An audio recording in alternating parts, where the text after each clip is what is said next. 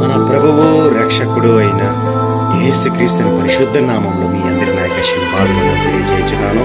దేవుడు మిమ్మల్ని మీ కుటుంబాన్ని బహుగా దీవించుగాక. God bless you. ఈ రోజు దేవుని ఆధార వాక్యం ధ్యానించుకుందాం. హెబ్రీయులకు రాసిన పత్రిక 2వ అధ్యాయము 3వ వచనం. ఇంత గొప్ప రక్షణను మనకు నిర్లక్ష్యము చేసిన ఎడల ఎలాగ తప్పించుకుందాము? ప్రభువుని ప్రియమైన వాళ్ళారా, ఈ కృపాకాలంలో మానవుడు చేసిన పాపాలు పోవాలంటే ఒక కోడి రక్తమో ఒక మేక రక్తమో చిందిస్తే పోదు. మనిషి చేసిన కర్మ పాపాలు, జన్మ పాపాలు, పితరులు చేసిన పాప దోషం అన్నిటిని పోవాలంటే పరిశుద్ధ రక్తం చిందించాలి. అందుకని మనిషి కుమారుడుగా ఆయన భూమిని దిగి వచ్చిన నీ కొరకు నా కొరకు శిలువలో ప్రాణం పెట్టి సమాధిని గెలిచి మరణపంలో వివరించి మృత్యుం చేయుడుగా మూడో తిరిగి లేచి సజీవుడుగా మన మధ్య ఉంటున్నాడు. ఆయనని ప్రకటిస్తున్న యేసు.